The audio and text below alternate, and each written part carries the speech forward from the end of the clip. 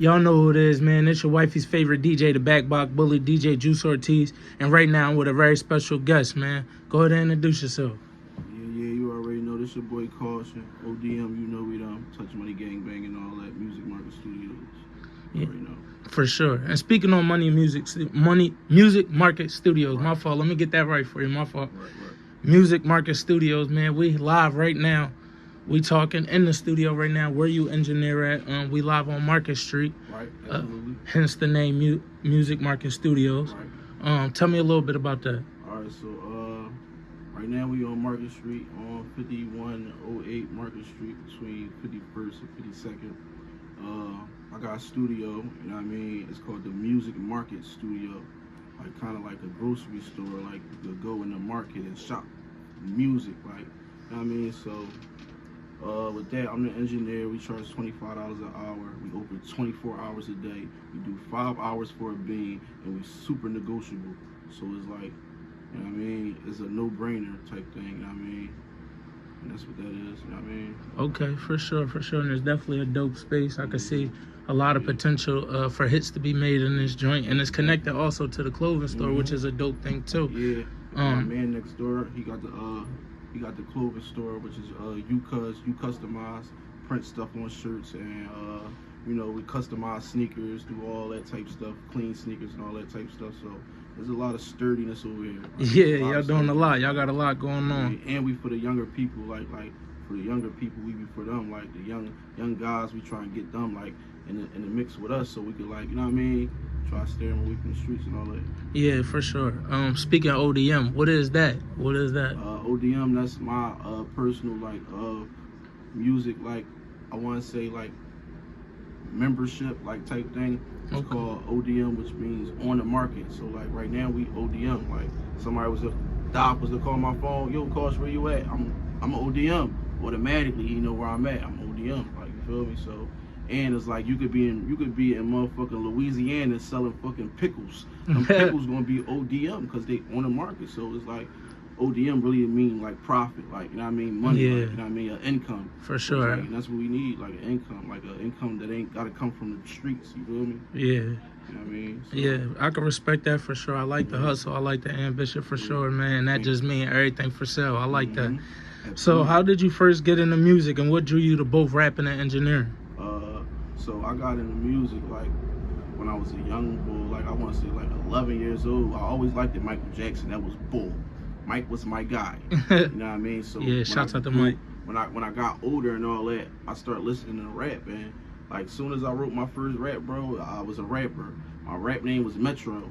And then like a year after that, my man was like, yo, man, you always watching your surroundings, you always aware and shit, like you always cautious. He's like, yo, your rap name should be Caution.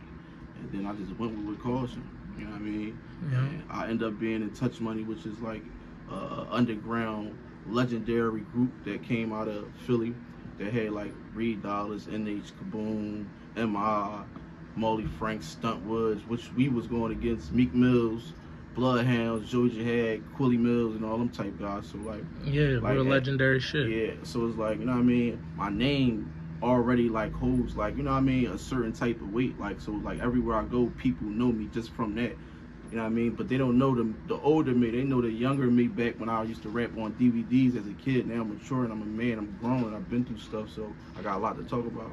Yeah, for sure.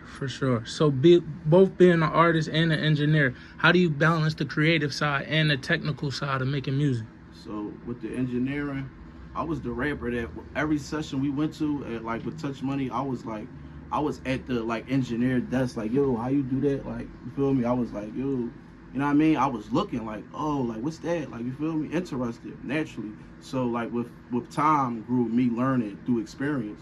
So when I learned, it's like I end up getting a chance to do it myself and have, like, you know what I mean, my own like thing going on with which is this. Mm-hmm. And now, you know what I mean, I'm basically like, I know how to run a studio where as though people could come in here and get music and leave and have everything cool, you feel me? Obviously, you feel me? So I could balance it out because it's like, and I'm an artist on top of that, so I'm the engineer that's going, like, want your song to be good. I'm not gonna like be a nutty engineer and just come in here and let you do it. You know what I mean? Or you know what I mean? Yeah. Anything of that nature. You feel me? Okay. But Okay. So can you walk us through your creative process? well, my creative process, like far as like me, I ain't gonna lie, I go off the mood and the energy, like, and I ain't gonna lie, bro, I be rapping every day now. So I'm rapping every day, so that make me get sharper and sharper and sharper and sharper. So it's like I go off the vibes. The beat talk to me. Like if my creative process, bro, I just listen to beats until the beat talk, and once the beat talk is over, and I record myself, I'll press R, which means record. Like For sure. right. All right. So how you approach writing a verse versus mixing the track? What's the difference in between the two?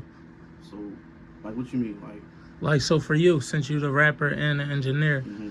what's the difference with your process as far as Okay, writing a verse right. and mixing the track? Because like you said, you are an artist Right. and an engineer, so with that you have a different ear. You know what I'm saying? You take a different approach to mixing it. So Yeah. what can you say helps you stand out? I feel like what helped me stand out because like I could go in like any pocket, like, and I go in any pocket good. So like with me, I like to talk about like a lot of real things that go on, like, you know what I mean, not necessarily like bad things, but like, you know, real things that you will feel and it be like, damn, like I felt that, and it wasn't even like a punchline or a metaphor or anything like that. So with that being said, like my music, I feel like when I mix it, it's clear enough for you to hear it, whereas though you can hear my voice, it ain't no like hole in the wall studio, and it's like it's crystal. I don't think my hand right now, as far as mixing, I don't think it's where it need to be, but I think it's good. You know what I mean? And I think I got the best of both worlds because I'm mixing my own thing. I know how I want myself to sound. Okay, so what's one thing you learned as an engineer that has helped you as an artist? Damn, that's a good question.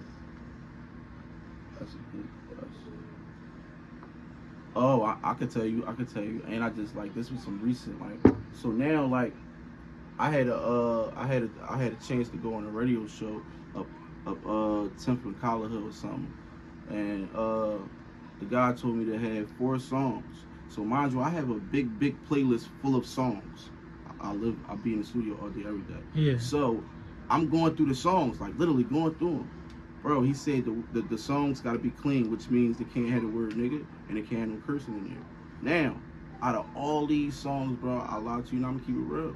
It was only like 3 or 4 of them joints that was, and the 4 of them joints, like 2 of them wasn't even mine. Right. Like, so it's really only 2 of them. But I learned that I gotta watch like them type words. Like I gotta have clean music also, like universal music. Yeah, for sure. You know what I mean? Music that a grandma, she could get in the car in the morning, 7 o'clock in the morning, going to work. She turned the car on and my shit playing. Yeah. You feel me? Yeah. You know what I mean? She don't turn it off. Okay. You know what I mean? I can respect that for sure. So just getting out of getting out of your normal sound and doing things that you don't normally do. Trying different sounds and stuff like that. Yeah. Okay. So being a part of the legendary group Touch Money, you know what I'm saying, being part of that whole movement and how impactful that was in the city. You know, for a lot of people, our influences. You know, who we looked up to. So with you being in the moment and things like that, who was your influences in the city? Oh man, I ain't gonna lie, man. My influences was like, I'm gonna keep it a bean. Like, my influences was the people that was around me, like Touch Money. Like, I looked it up to like NH, you know. I looked it up to like, you feel me, like the big dogs. Like they was big dogs to me. Like my guys, like, you feel me, Santoses and shit like that. Like, you know what I mean, all them type names, Reeds and Frank with the grippers going. Like I looked up to them names. Like of course I had like, as far as artists like Beanie Siegel and stuff like that, you know, all the Philly people that like Cassidy, like they was cool, but I liked my guys from, like, you know what I mean?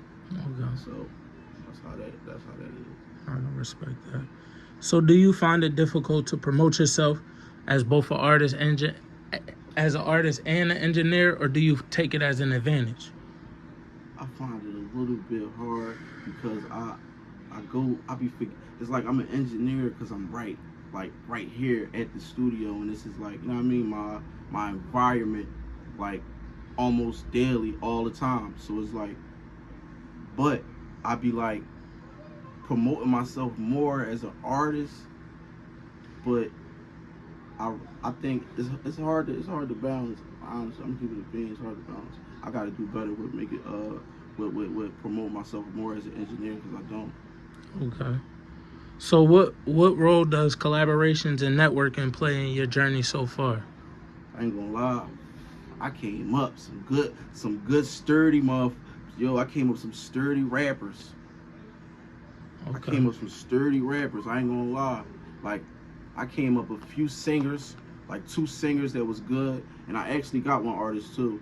Her name Maya Band. She sturdy. She sing and she rap and she hot and she like give you like low key Erykah Badu. Did she go to Keisha Cole? All Okay. that. Yeah, she all that.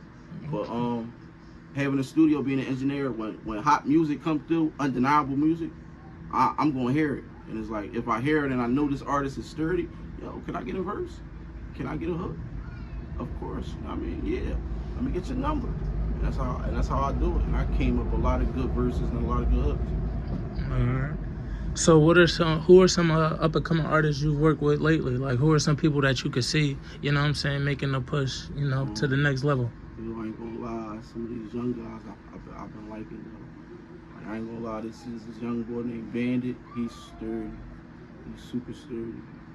He's super sturdy. I like him. And then I'm talking about the younger people. Like, I ain't even talking about, like, you know what I mean? I'm talking about the younger guys, because that's who I be like more interested in. Like, you feel me? Because people getting old, like, you know what I mean? But there's this younger guy named Bandit, and I ain't gonna lie, the people that be around me be sturdy, bro. Like, I'm hot, and it's like I'm at a super sturdy level, but it be like niggas like Dolph don't even know he low key about to be ODM tonight. Like, real shit, bro. Like, cause I go off like the genuine shit. If we got chemistry, bro, we got bond and all that, and we sturdy with each other, bro. And it's like, I take the word friend seriously. Like, you know what I mean? If you my friend, you my friend. If you cool, you cool. You feel me? So it's like, the people that be around me, bro, if I make it my friend 9 times out of 10, they sturdy. And it's like, the niggas that be around me be sturdy, on fire. Okay, I can respect that. So you was playing me some of the music. I was fucking with it real heavy. You played me Holy Moly off your project, Never Lost It. What was the motivation behind that? I ain't gonna lie. Holy Moly is just a single. That's the last single I just dropped. Oh, all right, okay. Yeah, that's a single. So you just played it all together for me? Yeah, I dropped that on all platforms. That's just a single. And Never Lost It, that was an EP with like 7 tracks on there. I dropped that, I think, in like September. Okay. Middle of September. And I drop a lot of videos. I ain't gonna lie. I've been dropping, bro. I got it. Mind you, I have a YouTube channel too. Also, my YouTube channel is odm.caution. odm.caution. Like, comment, and subscribe. Please put the post notifications on. Yeah, for sure. All of that, for sure. Like, all it takes is 1 second. If you didn't do it now, do it right now. Please. Thank you. You know what I mean? Yeah. So looking ahead, what's your next goals for like the next year or two? I ain't gonna lie, man. I'm on full artist mode, man. Full artist mode, but I'm also an engineer. So I feel like I got an advantage, because it's like I'm ahead of good music coming to me. Like, you could be a rapper, but like, you just a rapper. Like, you ain't got, like, you can have a studio, but I got a studio that people like looking for, they trying to come to. Yeah. Like, so I'm gonna have all the good artists come to me, and when I spot the ones I want, I pick them out individually, and then I just put a masterpiece together. Okay. I could dig that for sure. So what can fans expect from you next? I ain't gonna lie. I think I'm gonna put out something called the Caution Tape with like 11 tracks. Okay. I'm gonna call it the Caution Tape. I just decided this. That's the first time I said it. Thought about that. So I'm gonna call it the Caution Tape. 11 tracks. All right, but so before we get out of here, man, where can all the fans find you at? You can find me at on Instagram at odmykwd.caution. And Also, I'm at 5108 Market Street, Music Market Studio. We open 24 hours, $25 an hour, 5 hours for a bean. Also, you can catch me on YouTube at odm.caution. That's odm.caution. Like, comment, subscribe. Put the post notifications on. If you didn't do it right now. And just like that, you know who it is, man. It's your wife's favorite DJ, and we out.